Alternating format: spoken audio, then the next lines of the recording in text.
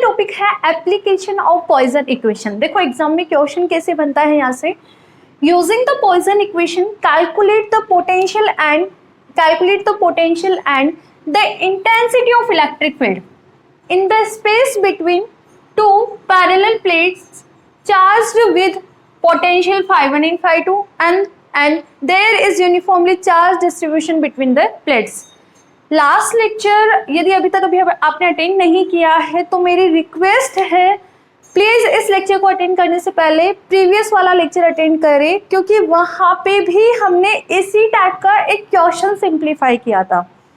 Difference क्या था कि यहाँ पर इन दोनों प्लेट्स के बीच में यूनिफॉर्म चार्ज डिस्ट्रीब्यूशन आपको गिवन है, और जो प्रीवियस लेक्चर में हमने क्वेश्चन सिंप्लीफाई किया था वहां पे जो स्पेस गिवन था वो चार्जलेस था।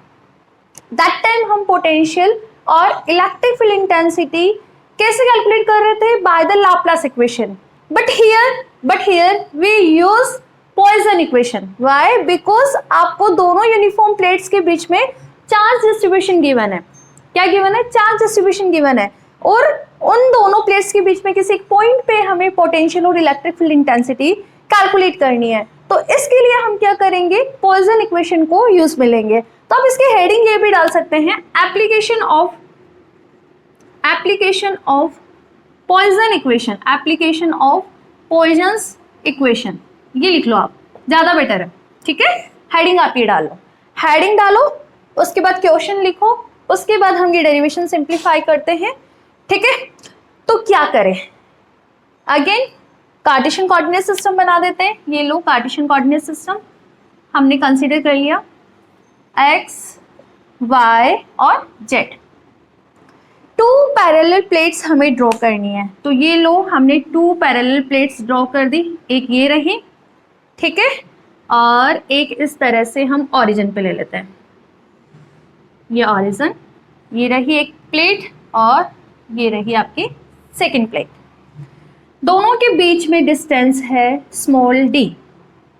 ठीक है, इसका जो पोटेंशियल है प्लेट 1 का वो है phi1, सेकंड प्लेट का है पोटेंशियल phi2, और इनके बीच में, दोनों के प्लेट के बीच में जो स्पेस है वहां पर क्या है, यूनिफॉर्म चार्ज डिस्ट्रीब्यूट है। ठीक है, इस स्पेस में जो चार्ज है वो क्या है, चार्ज लिख लो यहाँ पे, यूनिफॉर्म डिस्ट्रीब्यूटेड चार्ज। ठीक है, सो हमने यहाँ पे रो डिफाइन कर दी, क्या, चार्ज डेंसिटी। क्या डिफाइन कर दी, चार्ज डेंसिटी हमने डिफाइन कर दी। ठीक है, अब हमें किसी एक पॉइंट पे जो कि इन दोनों प्लेट्स के बीच में है, स्पेस में है, यहाँ पे वैल्यू ऑफ इलेक्ट्रिक फील्ड और वैल्यू ऑफ पोटेंशियल कैलकुलेट करना है। तो कैसे करें, बाय यूजिंग पॉइजन इक्वेशन। बताओ क्या होता है पॉइजन इक्वेशन से, एक बाय यूजिंग, यही लिख लो आप, ज्यादा सही रहेगा, स्पेस है ना अपने पास, बाय यूजिंग पॉइजन्स इक्वेशन। क्या होता है, del two phi equal to minus का rho by epsilon naught, 1 by epsilon naught of charge density, हम यही रिप्रेजेंट करते हैं ना। ठीक है बेटा, और हमने जो प्लेट्स रखी है वो कैसे रखी है, एक्स वाई प्लेन में रखी है। ठीक है, तो जिस तरह से हमने लास्ट लेक्चर में सिंप्लीफाई किया था, कैसे, अगेन देखो, डेल टू फाई को आप क्या लिखोगे यहाँ पे, d2 upon d of x square phi plus d2 upon d of y square phi plus d2 upon d of z square phi, किसके बराबर है, माइनस का रो बाय एप्सिलॉन नॉट। ठीक है, बट या फिर ऐसे लिख लो, here del by del of X phi and del phi del of Y equal to 0, because plates are parallel to, या फिर ऐसे लिख लो, plates are situated in X Y plane. ठीक है, एक्स वाई प्लेन में कैसे रखी हुई है, पैरेलल रखी हुई है। So no change in potential, no change in potential, no change in potential. ठीक है, तो देखो अब ये 0 है, तो हम यहाँ से क्या बोल सकते हैं, कि d2 phi d2 phi upon d of x square equal to 0 and d2 phi upon d of y square equal to 0. So from this equation आपके पास टर्म क्या रही, d2 phi upon d of z square equal to minus का rho upon epsilon naught. Clear है? देखो अब इस equation number 1 दो. अब हमें फाई डिटरमाइन करना है, तो कैसे डिटरमाइन करें? Integrate this equation, integrate this equation करो. यदि हम इस इक्वेशन को इंटीग्रेट करेंगे तो value will be del phi by del of Z equal to minus का rho by epsilon naught Z plus c1. This is equation number 2. ठीक है, वेयर c1 क्या है? कांस्टेंट. वेयर लिख लो ये भी, c1 आपके पास क्या है? कांस्टेंट क्वांटिटी है. क्लियर है? Okay, phi again integrate this equation करो. यदि हम इस इक्वेशन को अगेन इंटीग्रेट करेंगे तो फाई आ रहा है क्या? यस आ रहा है. फाई कितना आ रहा है? माइनस का rho by epsilon naught Z square by 2 plus c1 Z plus c2. Where c2 यहाँ पे क्या है? Another constant. आता है ना आपको ये करना, इंटीग्रेशन करना आता है ना? ठीक है, तो इस तरह से हमने फाई कैलकुलेट कर लिया. अब देखो c1 और c2 नहीं पता, दोनों क्या है? कांस्टेंट. तो अब हमें इनको डिटरमाइन करना है. तो कैसे डिटरमाइन करें? देखो z इक्वल टू 0 पर फाई आपका क्या है? फाई 1. देखा था ना आपने, z इक्वल टू 0 पे हमने फर्स्ट वाली प्लेट रखी हुई थी जिसका पोटेंशियल क्या है? फाई 1 है. करो यहाँ पे पुट, तो आपके पास क्या आ रहा है? फाई 1 इक्वल टू z 0 है तो 0 प्लस z 0 है तो ये भी 0 c2. तो c2 निकल कर आ गया. c2 मेरे पास क्या है? फाई 1. चलो मुझे c2 पता लग गया, बट अभी c1 नहीं पता तो क्या करें? If z equal to d, तो आपके पास फाई कितना है? फाई 2 ना. तो यहाँ पे वैल्यू पुट करो. यहाँ पे कितना आ रहा है? फाई 2 इक्वल टू माइनस का rho upon epsilon not z क्या है यहाँ पे? d square by 2 plus c1 z क्या है? d plus c2. बताओ कोई डाउट? नहीं. c2 कैलकुलेट करा है हमने, यस करा है, विच इज फाई 1. ठीक है, तो यहाँ से c1 की वैल्यू निकाल लोगे क्या? कैसे निकालोगे? देखो c1 d कितना आ रहा है? Phi 2 minus phi 1. फाई 1 को मैं इधर लेकर आ गई, इसको इधर लेकर आऊंगी तो प्लस का rho by epsilon naught d square by 2. ठीक है बेटा, अब हमें c1 चाहिए तो d को इसके डिनोमिनेटर में ले आओ. ये लो, यदि इसके डिनोमिनेटर में लेकर आएंगे तो एक d से एक d कैंसिल. तो बेसिकली आपके पास c1 की वैल्यू ये आ रही है. आई नहीं आई? आ गई. अब क्या करें? c1 और c2 दोनों को हम पुट कर दे इक्वेशन नंबर 2 में. Put c1 and c2 in equation number 2. तो आपके पास क्या कैलकुलेट होकर आ जाएगा? फाई कैलकुलेट होकर आ जाएगा. पुट करो, ये रही इक्वेशन नंबर 2. कहाँ गई? Integrate this equation. ओके, हमने ये करा, फिर अगेन इंटीग्रेट करा. फाई 2 में नहीं रखना बेटा, इसको इक्वेशन नंबर 3 दो और 3 में रखना है. ठीक है, ये रही आपका equation number 3. Phi equal to minus का rho by epsilon not.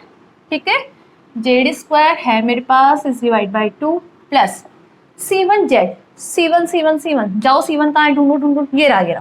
Put करो. Phi 2 minus phi 1 is divide by d.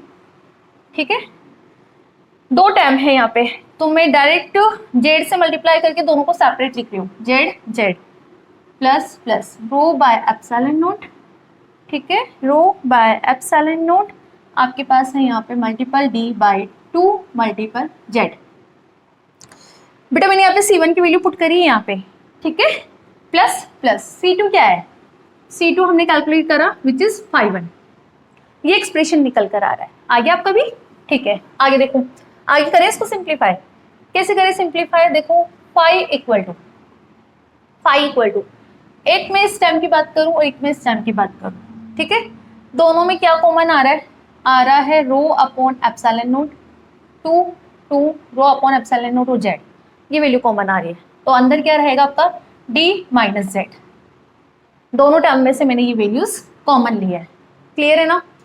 Plus phi 2 minus phi 1 और z by d plus phi 1.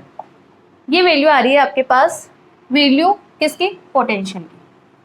ठीक है, यहाँ तक करो. इसके बाद हम इलेक्ट्रिक फील्ड इंटेंसिटी निकालते हैं. हमें पता है E इक्वल टू माइनस का ग्रेडियंट ऑफ फाई होता है. ठीक है, तो आप इसको क्या लिखोगे, माइनस का del by del of X phi I K plus del phi by del of Z J K Y, ठीक है, del phi by del of Z K, ठीक है।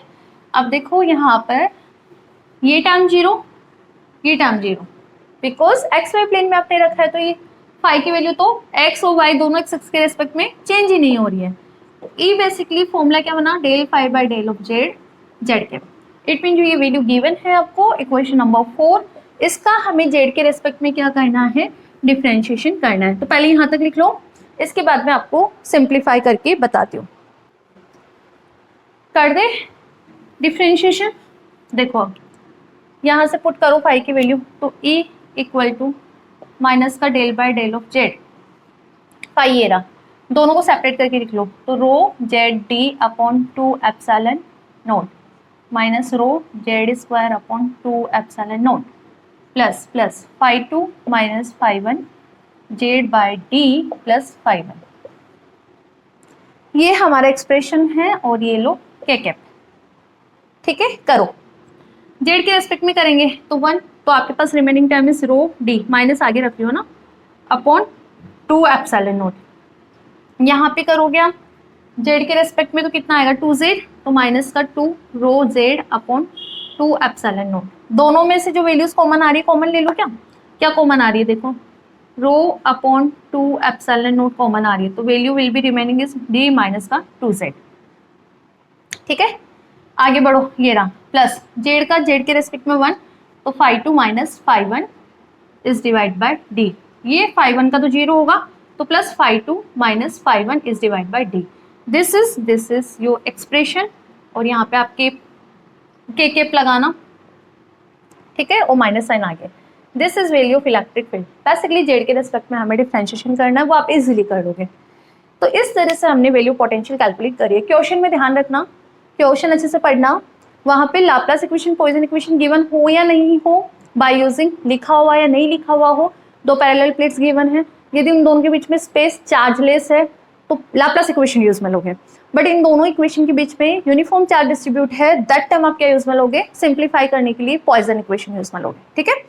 तो अच्छे से इसको कर लो, नोट्स बना लो, मिलते हैं नेक्स्ट लेक्चर में। Thank you.